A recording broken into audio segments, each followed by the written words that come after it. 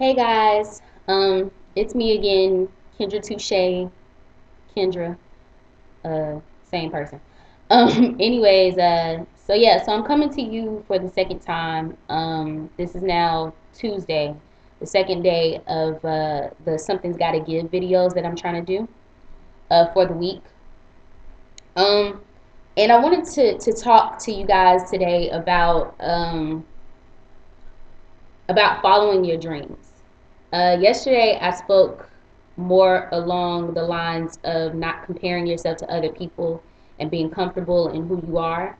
Today, I kind of want to be just a little bit more specific and talk about your dreams and how do you even know what it is that you want to do in your life. I actually got a message from a person that kind of inspired this yesterday after she saw the last video. And we talked a little bit about the fact that she had a particular dream, and now she's in a place where she isn't really too comfortable or too happy where she is because she feels like, she might have given up on the very thing that she initially went after. So I just kind of wanted to touch on that. A lot of people have the question of how do I know exactly what it is that I'm called to do, or how do I know, you know, what road I'm supposed to take in life? What is my purpose? And questions like that. Um, for me, what I've learned is that I know what I'm supposed to be doing because it's that dream that never went away. It's not necessarily the first dream that I had because, of course, when you're kids, you have dreams of kind of becoming everything that you see right in front of you. So if you have a parent that is, a garbage man, you want to be a garbage man just like them. You want to be an astronaut, you want to be a police officer, you want to do all of these things that are right in front of you. But then there's this one dream that you kind of cultivate on your own. No one tells you to be it, you know, in most cases. In some cases they do. But it's the one thing that you gravitate towards that you can really call your own, and it always sticks with you. I would say that 9 times out of 10, that's the thing that you're supposed to be doing. And don't give up on it. My friend, a couple of years ago, I was kind of faced with kind of deciding for myself if I wanted to go really hard as far as going into acting and auditioning and things like that, or did I want to make more of an impact behind the scenes of the camera. And one friend, she mentioned to me that when God blesses you with a talent, He gives you all of these. It's kind of like a spider web. Like, you have your main talent in the middle, but then as you seek it and as you learn more about it and as more is exposed, you start to find all these other smaller avenues that you can go down that kind of actually expand what you're already doing. So for me, I'll give you an example. So for me, it was acting. But I knew that the reason why I was so drawn to television as a kid was because it basically showed me something different than what I was seeing in my neighborhood. It opened up the world to me. I came from, a low income household where I wasn't able to go on vacations like that. My family wasn't able to just pack up and go to Europe. I couldn't just go to Japan. I had to read books about it. I had to read poems about it. And most importantly, I had to watch television in which people were doing all of these things. So for me, I saw those images and I wanted to be just as influential as those people that I saw, and made sure that I impacted my community and the rest of the world so that they could see all the possibilities that they could possibly become as well.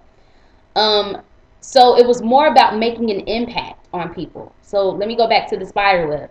How this all comes into play is the fact that I had a main goal of acting when I was younger. That was the one thing that stuck with me through anything. I was like 8 years old. Somebody asked me, "What do you want to be?" "I want to be an actress." It was that simple. Um, but as I got older and I started seeing and understanding that certain roles weren't offered to certain people, especially black people, we weren't getting roles that really I guess were the best representation of us. That bothered me. So then I began to develop a love and a like for media and for writing and for producing and directing and trying to get into green lighting certain films and projects. And that became part of my spider web. So in essence, God actually gave me a desire. In the Bible, it talks about God giving you the desires of your heart. But the one thing that he did was he expanded my desires. And now my desires keep going on and on and on. So you talk about, I can talk about media. I can talk about my desire for media. I can talk about my desire for community and impacting younger kids and making an influence.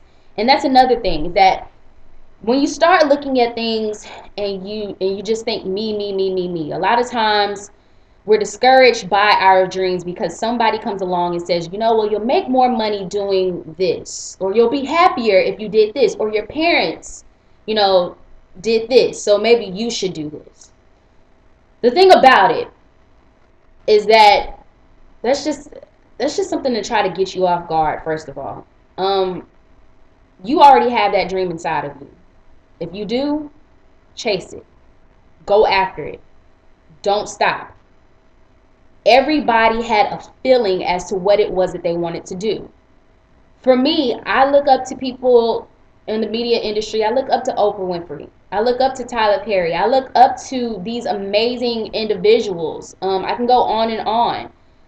And not even just in the black community, but in other communities as well. I look up to Kathy Bates. I look up to just Brendan Tartikoff, who produced and actually created Saved by the Bell and was a part of the creation of the Cosby Show. I look up to all of these people because they all started somewhere. They had a feeling as to what it was that they wanted to do, and they would not initially stop. Now, if they had to listen to all those different voices that told them that they couldn't do it, that they weren't going to do it, that they weren't going to succeed, and if, whenever something happened that kind of altered that or took them on another shift, an unsuspecting shift, then they would have taken that road, and we would not have these people to look up to today. You know what I'm saying? If President Barack Obama would have listened to everybody that told him that he could not be president of the United States, we wouldn't have the first African American president right now. But we do.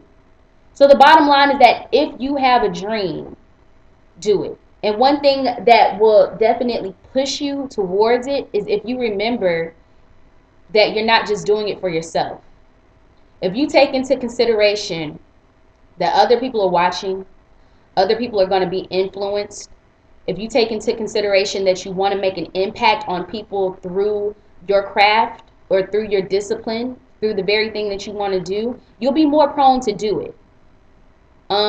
There's a motivational speaker that I listened to recently. I can't remember his name, but you can probably find him. He was on Oprah's Life Class, I believe, and he's a life coach. And he was talking about the fact that inside of each of us, we have two people. We have, and this is not, seriously, we have two sides of us. We have the coward side, and we have the beast inside of us that is kind of like, do it. It's the constant force inside of us that is telling us that we can, we will, even if it's small at times. It's always that little feeling in the back of your mind and your spirit that you feel like you can accomplish something. And the object of the game is to make sure that that beast inside of you, that powerful push that you feel, continues to come out more and more with every obstacle, with every no, with every you cannot, with every we doubt that you can.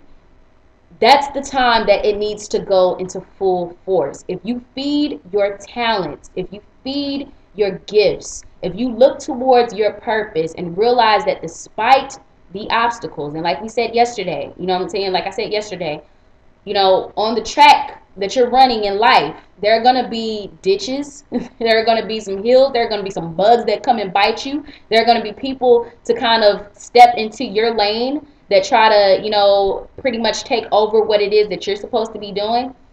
But the object of the game is to keep your eyes on the prize. If you have a dream, if you have a goal, Go after it. Plain and simple. Do not stop, because God planted it there for a reason. You know what I'm saying? Your creator put it there for a reason. And it's not for nothing at all. I don't believe that. I'm not believing that with myself. So I'm actually talking to myself right now. I just recently started to kind of, kind of come out of that unbelieving shell. And I'm starting to believe in myself a lot more. So now I can tell you guys the very same thing. And it's becoming, I can even say for me personally right now, my dreams in life are starting to mean more to me, because I know that somebody else is watching. Somebody else is influenced by what God has placed inside of me. So if I keep pouring into other people, guess what? He's going to keep pouring into me. Pouring more blessings, more knowledge, more understanding, so that I can pour that into other people. You feel me?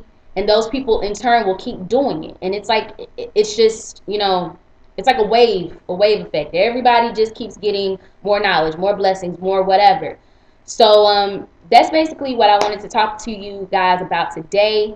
I will be posting another video tomorrow. And also, if you guys please, like, share this with people. And if you guys want to post up a video, remember, this is the Something's Got to Give movement that we're doing for this week. Continue to keep your family and your friends and your community and your prayers. Give a word of encouragement or two, throughout the day. Either if you want to tweet it, or if you want to Facebook it, if you want to put it on YouTube. Like, like I said, if you guys have videos that you guys are posting, like, let me know. Like, send me your links or whatever. And continue to send me your ideas or whatever that you want to talk about, and I'll do my best to try to address certain things. And yeah, so keep going, keep moving, guys. Do not give up. I'm depending on you, because I need you guys to be the best that you possibly can be, so that I can be the best that I can possibly be, so we can all be just influenced by each other. You know what I'm saying?